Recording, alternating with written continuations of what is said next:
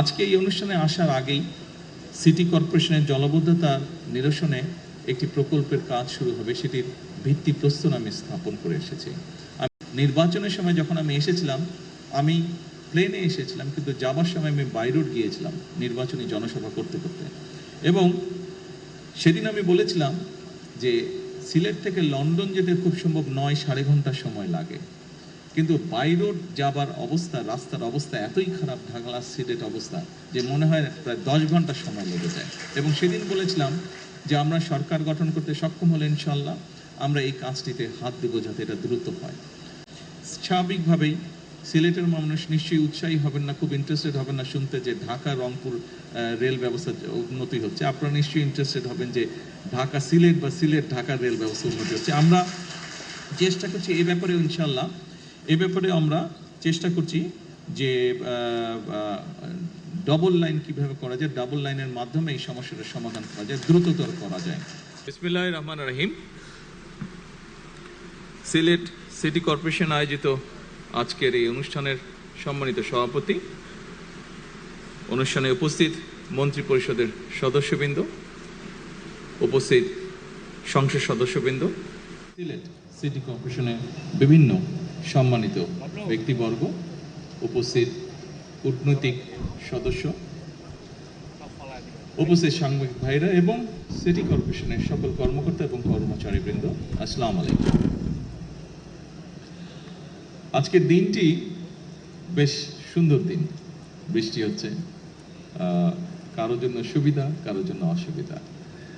হয়তো বৃষ্টি না থাকলে আমাদের আজকের এই অনুষ্ঠানটি হয়তো আরো অনেক সুন্দর হতো, আমরা আরো অনেক মানুষের উপস্থিতি এই অনুষ্ঠানে পেতাম। সকল উপস্থিতিবৃন্দ, আমার পূর্বে যে সকল বক্তব্য রেখে গিয়েছেন, ওনারা সিলেট সিটি কর্পোরেশনের অথবা সামগ্রিকভাবে সিলেট জেলার বিভিন্ন বিষয়ে ওনারা আলাপ করেছেন। আপনারা নিশ্চয়ই খেয়াল করেছেন, আমরা সরকার গঠন করার পূর্বে নির্বাচনী প্রচারণ অভিযানের সময় আমরা আমাদের ম্যানিফেস্টো এবং নির্বাচনী বক্তব্যে অনেকগুলো কথা বলেছিলাম। যেমন একটি কথা বলেছিলাম যে সমগ্র বাংলাদেশে যেই সমস্যাটি আছে, সিলেট সিটি কর্পোরেশন, সিলেট জেলা সহ সিলেট বিভাগেও এই সমস্যাটিতে আছে। প্রথমে যেই কথাটি শুরু করেছি যে বৃষ্টি হচ্ছে আজকে, এই বৃষ্টির কারণে আমি যখন এয়ারপোর্ট থেকে নেমে আসছি শহরের দিকে, বৃষ্টির কারণে দেখেছি বিভিন্ন জায়গায় একটু একটু করে পানি জমে গিয়েছে। এবং বৃষ্টি যদি আর একটু বেশি হয়, হয়তো এরই ভিতরে অনেক জায়গা আছে যেখানে কিছু জলাবদ্ধতাও তৈরি হয়েছে। এরই ভিতরে আমরা দেখেছি পাহাড়ি ঢল, অতিবৃষ্টি সবকিছু মিলিয়ে সুনামগঞ্জ এলাকার বিরাট একটি অংশে কৃষকরা বিশেষ করে ক্ষতিগ্রস্ত হয়েছে, তাদের ফসল ক্ষতিগ্রস্ত হয়েছে। সুনামগঞ্জ ছাড়াও আরও যেগুলো হাওর অঞ্চল আছে বাংলাদেশের বিভিন্ন জায়গায়, কিশোরগঞ্জ আছে, নেত্রকোনা আছে, ময়মনসিংহের ওদিকে আছে, এরকম অনেকগুলো জেলায় এরই ভিতরে বিভিন্ন জায়গায় কৃষকরা বিশেষ করে ক্ষতিগ্রস্ত হয়েছে। শহরগুলো তো আছে, কিছুদিন আগে আপনারা দেখেছিলেন চট্টগ্রামের কিছু নিউজ এসেছিল, যদিও সেটার মধ্যে পরে আমরা দেখেছি পুরোপুরি সত্যতা ছিল না। যাই হোক, আমরা দেখেছি অতিবৃষ্টির কারণে জলবদ্ধতা।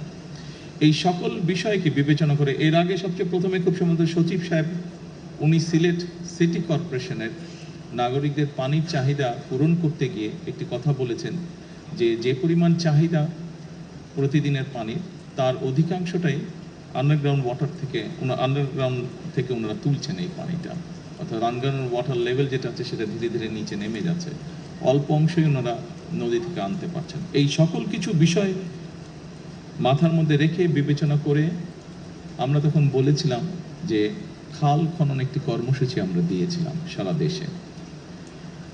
এই কর্মসূচির কথা বলেছিলাম এবং সরকার গঠনের সাথে সাথে আমরা এই কর্মসূচিটাকে শুরু করেছি। এই কর্মসূচির লক্ষ্য বা উদ্দেশ্য কিন্তু এই সমস্যাগুলোকে অ্যাড্রেস করার জন্য। আন্ডারগ্রাউন্ড ওয়াটার লেভেল যেটা আছে সেটা শুধু সিলেট সিটি কর্পোরেশনে নয়, এই সমস্যা ঢাকাতেও আছে, এই সমস্যা অন্য অনেক শহরগুলোতেই আমাদের আছে।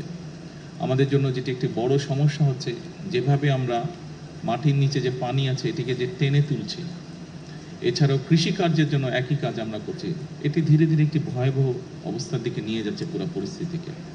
আমরা যদি এই পরিস্থিতিটাকে এখনই অ্যাড্রেস করতে চাই, তাহলে সবচেয়ে প্রথম যে উপায়টি হচ্ছে আমাদেরকে খাল খনন করতে হবে, এবং খাল খননের মাধ্যমে এই যে পানিগুলো, দেখুন বর্ষার সময় এই যে বৃষ্টির সময় এত পানি আসছে, এত পানি এসে জলাবদ্ধ তৈরি হচ্ছে, তারপরে আমরা কোনোভাবে পানিটাকে সরিয়ে দিচ্ছি, পানিটা কিন্তু নদী দিয়ে নেমে সমুদ্রে চলে যাচ্ছে, অর্থাৎ এই পানিটাকে আমরা ব্যবহারও করতে পারছি না। কাজে এই পানিটাকে যাতে আমরা ব্যবহার করতে পারি, জলাবদ্ধতাও যাতে না হয়, মানুষেরও কষ্ট না হয়, সেটি কৃষির সুবিধার জন্যই হোক, পানিটিকে মানুষের ব্যবহারের সুবিধার জন্যই হোক, আমরা খালগুলো খনন করতে চাচ্ছি দেশে, যাতে আমরা অতিরিক্ত যে পানি থাকবে সেই পানিটাকে যাতে আমরা ধরে রাখতে পারি এবং প্রয়োজনের সময় আমরা সেটিকে মানুষের প্রয়োজনে আমরা ব্যবহার করতে পারি। আজকে এই অনুষ্ঠানে আসার আগেই সিটি কর্পোরেশনের জলাবদ্ধতা নিরসনে একটি প্রকল্পের কাজ শুরু হবে, সেটির ভিত্তিপ্রস্তর আমি স্থাপন করে এসেছি। আমি ইঞ্জিনিয়ার সাহেবকে জিজ্ঞেস করেছিলাম যে ওনারা যেই প্রেজেন্টেশন দিয়েছেন তারপরে যেটা আমি বুঝতে পেরেছি যে এই কাজটি সম্পন্ন হলে আমরা ধরে নিতে পারি ইনশাল্লাহ সিলেট শহরে জলাবদ্ধতা হবে না, অতিবৃষ্টি হলেও বা বৃষ্টি হলেও জলাবদ্ধতা হবে না। তবে অবশ্যই এখানে আরেকটি বিষয় আমাদেরকে খেয়াল রাখা প্রয়োজন, যেই সমস্যাটি শুধু সিলেটে নয়, যেই সমস্যাটি আমাদের প্রায় সবগুলো শহরে সামগ্রিকভাবে হয়তো সমগ্র দেশেই আছে। এখানে মুক্তাদির সাহেব একটু আগে আমাকে বলছিলেন যে সুরমা নদীতে খুব সম্ভব সচিব সাহেবের বক্তব্যের মধ্যে বোধহয় বিষয়টি ছিল যে সুরমা নদীতে বিভিন্ন পলিথিন থেকে আরম্ভ করে, প্লাস্টিক থেকে আরম্ভ করে, টিন থেকে পড়তে পড়তে যে স্তরটা জমা হয়েছে বেশ পুরু হয়ে গিয়েছে। প্রায় বছরখানেক আগে, তখন তো অবশ্যই আমি লন্ডনে ছিলাম, সেখানে আমি যে কোনো একজন ভদ্রলোকের সাথে আলাপ করছিলাম যার কিছু এক্সপার্টিস রয়েছে এই বিষয়গুলোর উপরে। এবং ঢাকার যে বুড়িগঙ্গা নদীর কথা আপনারা সকলেই জানেন, নাম শুনেছেন, সকলে না দেখলেও নাম শুনেছেন। সেই বুড়িগঙ্গা নদীতে ওনাদের বক্তব্য অনুযায়ী প্রায় 2 মিটার মানে 5-6 ফিটের মতন প্রায় স্তর জমে গেছে নিচে, এত স্তর জমে গেছে ময়লা জমে জমে। এই বিষয়টি কম বেশি প্রায় সবগুলো বাংলাদেশের শহরের ক্ষেত্রেই প্রযোজ্য, এবং এই বিষয়টিকে যদি আমরা এখনই অ্যাড্রেস করা না ধরি তাহলে একটা সমস্যার মধ্যে পড়তে হবে। বুড়িগঙ্গা নদীর পানি অসম্ভব রকম বিষাক্ত হয়ে গিয়েছে। এইভাবে যদি সবগুলো নদী বিষাক্ত হতে থাকে তাহলে একটা অসম্ভব ভয়াবহ পরিস্থিতিকে আমরা সকলে ধাবিত হচ্ছি। কাজেই এই বিষয়ে আমাদের মানুষকে সচেতন করতে হবে। সিটি কর্পোরেশনকে আমি অনুরোধ করব, অবশ্যই আপনারা বিভিন্ন প্রকল্প গ্রহণ করবেন মানুষ যাতে সেবা পায়, কিন্তু একই সাথে পাশাপাশি যদি আপনারা মানুষকে অ্যাওয়্যার করার জন্য, সচেতন করার জন্য কতগুলো উদ্যোগ নেন, যেমন প্লাস্টিক, পলিথিন, কাগজ, যে কোনোই বর্জ্যদ্রব্য হোক না কেন, এই জিনিসগুলো যত্রতত্র যাতে আমরা না ফেলি। এইটি যদি আপনারা বিশেষ করে যতগুলো সিটি কর্পোরেশনের ভেতরে স্কুল আছে, ছোট ছোট বাচ্চা, বিশেষ করে প্রাইমারি স্কুল, হাই স্কুল, এই বাচ্চাদেরকে যদি এই জিনিসগুলো শেখানো ধরেন, কারণ হয় কি, বড়রা শিখলেও কিছু শুনলেও সহজে শিখতে চায় না। একটা মানুষ 25, 30, 35, 40 বছর বয়সে তাকে যদি আপনি কিছু শেখাতে চান অনেক বেগ পেতে হয়, কিন্তু আপনি যদি একটা ছোট বাচ্চাকে যদি ভালো কিছু শেখান, ওটা কিন্তু তার মাথায় ঢুকে যায়। এবং ছোট বাচ্চাকে যদি আপনি সেটা শিখিয়ে ফেলতে পারেন, সবচেয়ে বড় যেটা সুবিধা হয়, সে স্কুলে ভালো জিনিস যেটা শিখে আসবে সেটা সে যেমন ফলো করবে, সে তার বাবা মাকেও ওটা মানতে বাধ্য করবে। বাচ্চারা করে এটা। সেই জন্য আমি সিটি কর্পোরেশনকে অনুরোধ করব, এবং শুধু সিলেট সিটি কর্পোরেশন নয়, এই বিষয়টি আমি সকল সিটি কর্পোরেশনকে অনুরোধ করব, আপনারা যদি অন্তত আপনাদের এলাকায় সিটি কর্পোরেশনের ভিতরে যে সকল স্কুল আছে সেই স্কুলগুলোতে যদি আপনারা কোনো উদ্যোগ নিয়ে বাচ্চাদেরকে এই বিষয়গুলোতে সচেতন করতে পারেন, তাহলে আমরা ধীরে ধীরে এই কাজটি শুরু করতে পারবো, যে পরিবেশকে আমরা আস্তে আস্তে আস্তে ঠিক করে আনতে পারবো। কারণ আজকের শিশুরাই আগামী দিনের ভবিষ্যৎ। তারা দেশ এবং জাতির জন্য ভালো কোনো কিছু আজকে যেটা শিখবে, ডেফিনেটলি তারা যখন বড় হবে, তারা ইনশাল্লাহ যখন একটি অবস্থানে যাবে কেউ না কেউ, তারা সেটি দেশের জন্য, সমাজের জন্য, মানুষের জন্য সেটি তারা অ্যাপ্লাই করবে। সম্মানিত উপস্থিতিবৃন্দ, এটা গেল পরিবেশের কথা। আসুন, স্বাভাবিকভাবেই এখানে আপনারা যারা বসবাস করেন, বিভিন্ন সময় আপনাদেরকে দেশের বিভিন্ন জায়গায় কাজের জন্য যেতে হয়। নির্বাচনের সময় যখন আমি এসেছিলাম, আমি প্লেনে এসেছিলাম, কিন্তু যাবার সময় আমি বাই রোড গিয়েছিলাম নির্বাচনী জনসভা করতে করতে। এবং সেদিন আমি বলেছিলাম যে সিলেট থেকে লন্ডন যেতে খুব সম্ভব 9-9.5 ঘন্টা সময় লাগে, কিন্তু বাই রোড যাবার অবস্থা, রাস্তার অবস্থা এতই খারাপ, ঢাকা সিলেট অবস্থা, যে মনে হয় প্রায় 10 ঘন্টা সময় লেগে যায়। এবং সেদিন বলেছিলাম যে আমরা সরকার গঠন করতে সক্ষম হলে ইনশাল্লাহ আমরা এই কাজটিতে হাত দেবো যাতে এটা দ্রুত হয়। সরকার গঠন করার পরে এই দায়িত্বে যে মন্ত্রণালয় আছে আমি তাদের সাথে কথা বলেছি। আমি তখন জানতে পারলাম যে খুব সম্ভবত কাজটি যখন শুরু হয় বিভিন্ন জায়গায় তাদের যে কোম্পানিগুলো কাজ করবে তাদের যে সাইট অফিস থাকে সেখানে জমি অ্যাকোয়ার করতে হয় সাইট অফিস, এবং বিভিন্ন কারণে 11টি জায়গায় যেখানে সমস্যা রয়ে গিয়েছে, প্রশাসনিক সমস্যা রয়ে গেছে, সেই এছাড়াও কিছু সমস্যা আছে যে কারণে কাজটি বন্ধ হয়ে পড়েছিল। সংশ্লিষ্ট মন্ত্রণালয় উদ্যোগ নিয়েছে। আমি আশা করছি ইনশাল্লাহ দ্রুততম সময়ে আমরা এই কাজটি শুরু করতে পারবো, রাস্তার কাজ আমরা শুরু করতে পারবো। সময় লাগবে, তবে কাজটি শুরু করলে ইনশাল্লাহ শেষটা এক সময় হবে, এবং আগামী কয়েক বছরের মধ্যে আমরা এটা ইনশাল্লাহ শেষ করতে পারবো। এবং তার ফলে যেটা হবে, মানুষের যাতায়াতে ঢাকা টু সিলেট, সিলেট টু ঢাকা যাতায়াত, বাই রোড যাতায়াতের এত কষ্ট মানুষকে ইনশাল্লাহ ভোগ করতে হবে না। সম্মানিত উপস্থিতিবৃন্দ,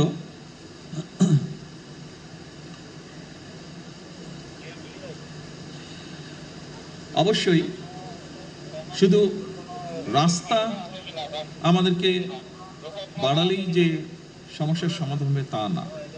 একই সাথে আমরা যদি রেলওয়ে, যেখানে আমরা কম খরচে যাতায়াত করতে পারি, একই সাথে ব্যবসায়ীরাও তাদের ব্যবসায়িক মাল আনা নেওয়ার ক্ষেত্রেও কম খরচে আনতে পারেন, আমরা যদি রেলওয়েটাকে ডেভেলপ করতে পারি। আমাদের বর্তমান সরকার আমরা একটি উদ্যোগ গ্রহণ করছি যে সারা দেশে কিভাবে রেল যোগাযোগটাকে বৃদ্ধি করা যায়। রেল যোগাযোগটাকে বৃদ্ধি করলে স্বাভাবিকভাবে অধিকাংশ মানুষ এটিতে যাতায়াত করবেন, এটিতে খরচ কম হবে, সেটি যাতায়াতের খরচ কম হবে, সেটি ব্যবসায়িক কারণে খরচ কম হবে। আমরা রাস্তা যতই বড় করতে থাকি ততই গাড়ি নামবে রাস্তায়, ট্রাফিক বাড়বে। এবং আরেকটি বিষয় আমাদের মনে রাখা প্রয়োজন, জনসংখ্যার ভিত্তিতে আমরা পৃথিবীর খুব সম্ভবত 8ম স্থানে আছি, কিন্তু আমরা ল্যান্ড ওয়াইজ যদি চিন্তা করি আমাদের দেশটা হয়তো অত বড় না, অনেক দেশে থেকেই ছোট।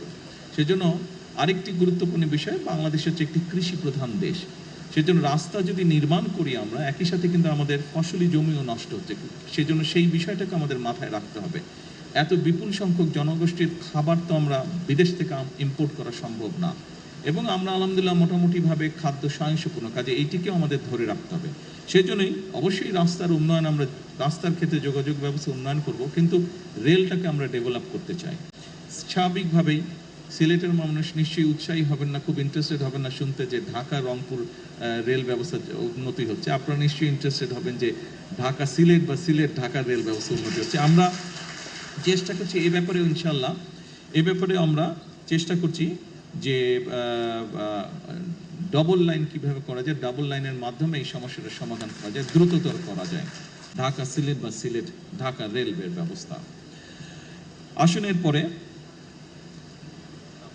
আমি যখন নির্বাচনী সময় বিভিন্ন এলাকায় গিয়েছি দেশের, শুধু সিলেট নয়, সিলেট সহ বাংলাদেশের উত্তরাঞ্চল বলেন, দক্ষিণ অঞ্চল বলেন, যে এলাকায় গিয়েছি আমি অনেক বিষয়ের মধ্যে একটি বিষয় এলাকার মানুষ আমার কাছে তুলে ধরেছে, এবং খুব স্বাভাবিকভাবেই আমরা বিষয়টি ভিন্নভাবেও জানি।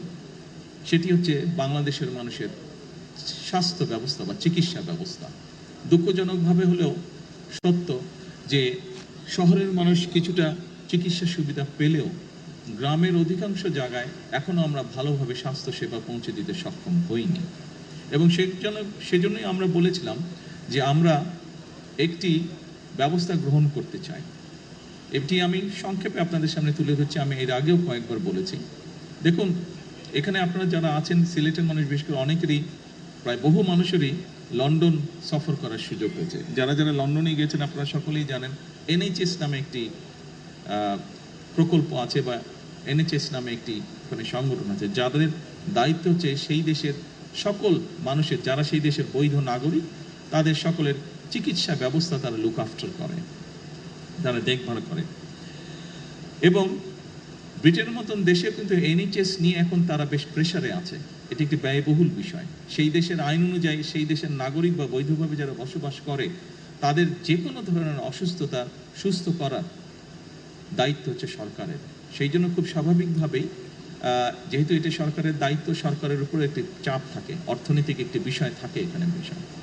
আমরাও চাই আমরা আমাদের দেশের নাগরিকদেরকে সুস্থ রাখতে, তাদের কাছে স্বাস্থ্যসেবা পৌঁছে দিতে, কিন্তু যেটি এখন ইউরোপে প্রত্যেকটি দেশই দেখছে, যে দেশগুলো উন্নত তারা দেখছে যে স্বাস্থ্য সেবাটা, একজন মানুষ যখন অসুস্থ হয় তাকে চিকিৎসা দেওয়া, ডাক্তার, নার্স, হসপিটালের বেড, ওষুধপত্র সব কিছু বেশ ব্যয়বহুল। কাজেই আমরা যদি একটি পরিকল্পনা গ্রহণ করি যে আমরা যদি মানুষকে সচেতন করতে পারি, সচেতনতার মাধ্যমে আমরা যদি অসুস্থ মানুষের সংখ্যা কমিয়ে আনতে পারি, তাহলে যারা অসুস্থ হবেন তারা বেটার সার্ভিস পাবে যখন তারা ডাক্তারের কাছে যাবে, যখন তারা হসপিটালে যাবে। আমরাও এরকম একটি পরিকল্পনা গ্রহণ করছি এবং এর অংশ হিসেবেই আমরা দেশে 1 লক্ষ স্বাস্থ্যকর্মী নিয়োগ করার পরিকল্পনা গ্রহণ করেছি। এই মানুষগুলো, এবং এই 1 লক্ষের মধ্যে 80% থাকবে নারী স্বাস্থ্যকর্মী। এই মানুষগুলোর দায়িত্ব হবে গ্রামে গ্রামে, ঘরে ঘরে যাওয়া। শহরেও তারা থাকবে, তবে আমরা জোর দেব গ্রামের মানুষের উপরে বেশি। তারা যাবে, তারা মানুষগুলোকে, বিশেষ করে পরিবারের নারী যারা আছেন, যারা সংসার দেখাশোনা করেন, দায়িত্ব যাদের, তাদেরকে গিয়ে তারা অ্যাওয়্যার করবে, সচেতন করবে যে কোন খাবারটি খেলে ডায়াবেটিস হবে না, কোন খাবারটি খেলে কার্ডিয়াক হবে না, বা লাইফস্টাইল কি হলে তার হার্টের সমস্যা হবে না, কোন খাবারটি খেলে কিডনির রোগ হবে বা কিডনির রোগ হবে না। এই বিষয়গুলি সম্পর্কে তাদেরকে সচেতন করবে, হাইজিন সম্পর্কে তাদের সচেতন করবে। অর্থাৎ আমরা চাচ্ছি যে ইনশাল্লাহ ধীরে ধীরে আমরা সামগ্রিকভাবে পুরো দেশে অসুস্থ, যত বেশি সংখ্যক মানুষকে সুস্থ রাখা আমাদের লক্ষ্য। তার ফলে স্বাভাবিকভাবে যারা হসপিটালে আসবে পরবর্তীতে অসুস্থ হয়ে, তাদেরকে যাতে বেটার চিকিৎসা দেওয়া যায়। স্বাভাবিকভাবেই চিকিৎসা, অসুস্থ মানুষের সংখ্যা যখন কম হবে, আপনার মেডিকেলের ক্ষেত্রে আমাদের জন্য সুবিধা হবে টেক কেয়ার করতে। সম্মানিত উপস্থিতিবৃন্দ, সিলেট মেডিকেল কলেজের অধীনে 250 শয্যার একটি হাসপাতাল, এই হাসপাতালটি আমরা চেষ্টা করছি দ্রুত যাতে চালু হতে পারে ইনশাল্লাহ। একই সাথে আমরা এরপরে এটাকে চেষ্টা করব এক্সপ্যান্ড করে 1200 শয্যার একটি হাসপাতালে নিতে আমরা ইনশাল্লাহ চেষ্টা করব, আমাদের পরিকল্পনার মধ্যে রয়েছে। আরেকটি বিষয় এখানে উঠে এসেছে আলোচনায়, বেশ কয়েকজন বক্তা আমার আগে উল্লেখ করেছেন যে একটি সমস্যা আছে এখানে। খুব সম্ভবত মুক্তাদি সাহেব বোধহয় ওনার বক্তব্যে বলেছেন যে সিলেটে সেই পরিমাণ ইন্ডাস্ট্রি বা কলকারখানা, ব্যবসায়িক প্রতিষ্ঠান নেই। খুব স্বাভাবিকভাবেই অনেক মানুষ, তরুণ সমাজের অনেক সদস্য তারা বেকার থাকে। আমি এই কথাটি আপনাদেরকে আগেও বলেছিলাম, যাদের আমার বক্তব্য শোনার সুযোগ হয়েছিল নির্বাচনের পূর্বে, যে আমাদের অনেকগুলো পরিকল্পনা আছে। এর ভিতরে মুক্তাদি সাহেব এখানে আছে, উনি একটি কথা বললে পারতেন। সরকার গঠন করার বোধহয় সপ্তাহখানেকের মধ্যে আমি ওনাকে দেখেছি, যেহেতু শিল্প কলকারখানার আন্ডারে বাংলাদেশ অনেকগুলো বিভিন্ন জায়গায় অনেক কলকারখানা বন্ধ হয়ে পড়ে আছে। আমরা সিদ্ধান্ত গ্রহণ করেছি এই কলকারখানাগুলোকে যত দ্রুত সম্ভব কারণ বের করে, যত দ্রুত সম্ভব, যদি দরকার হয় আমরা প্রাইভেটাইজ করবো সেগুলোকে, যারা এগুলো চালাতে আগ্রহী তাদের কাছে আমরা হ্যান্ড ওভার করবো। অর্থাৎ এই কলকারখানাগুলো আমরা দ্রুত, খুব সম্ভবত এই সপ্তাহে বোধহয় এই ব্যাপারে আপনার সাথে বসার কথা আমার বোধহয় 4 তারিখে, ওই যে অন্য সবাইকে নিয়ে 4 তারিখে এটার ওনারা রিপোর্ট দেবেন আমাকে যে কতটুকু আমরা অগ্রসর হলাম। কাজে আমাদের লক্ষ্যই ছিল, তখনই আমরা বলেছিলাম যে এই কাজটি আমরা শুরু করব, এবং এই কাজটি শুরু করতে পারলে একদিকে সারা দেশে বহু কর্মসংস্থানের ব্যবস্থা হবে, এটি গেল একটি বিষয়। এবং একই সাথে আমরা চেষ্টা করছি দেশে এবং বিদেশে যারা বিনিয়োগকারী আছেন তাদেরকে উৎসাহিত করার জন্য, যাতে তারা বিভিন্ন ব্যবসা প্রতিষ্ঠান, মিল কারখানা অথবা সার্ভিস ইন্ডাস্ট্রি যেটাই হোক, তারা যাতে বিনিয়োগ করেন, এবং বিভিন্ন সমস্যা আছে সেই সমস্যাগুলোতে তাদেরকে আমরা চেষ্টা করছি সহযোগিতা করতে, যাতে তারা বিনিয়োগ করেন, কর্মসংস্থানের সুযোগ হয়। সিলেটে একটি আইটি পার্ক করা হয়েছিল, আইটি পার্কটি সেভাবে সচল নেই। এই আইটি পার্কটি নিয়ে অলরেডি এর মধ্যে আমাদের আলোচনা হয়েছে, আমাদের যে মন্ত্রণালয় আছে তারা কাজ করছে। আমি কোয়াইট কনফিডেন্ট আই যে ইনশাল্লাহ দ্রুততম সময়ে আমরা এটা চালু করতে সক্ষম হব আইটি পার্কটি, যাতে করে আমাদের তরুণ সমাজের অনেক সদস্য আছে যারা ফ্রিল্যান্সিংয়ের কাজ করে, আইটির বিভিন্ন কাজ করে, ডাটা প্রসেসিং কাজ করে, তাদেরকে আমরা ওখানে সুযোগ তৈরি করে দেওয়ার চেষ্টা করব, যাতে করে সেই মানুষগুলো যারা কাজ করছে তারাও ওখানে কাজ করার সুযোগ পায়, যাতে তাদের ইনকাম বৃদ্ধি করার সুযোগ পায়। যারা কাজ করতে চাচ্ছে কিন্তু কাজ করতে পারছে না, এরকম যারা আছে তাদেরকে আমরা ওখানে সুযোগ করে দেব। আমরা আইটি সেক্টরে এই কাজটি এখানে করতে চাচ্ছি। এর বাইরে আমরা বলেছিলাম যে আমরা বিভিন্ন জায়গায় আমরা চেষ্টা করবো আমাদের যে ভোকেশনাল ইনস্টিটিউট আছে এগুলোকে আপডেট করতে, মডার্নাইজ করতে, ফলে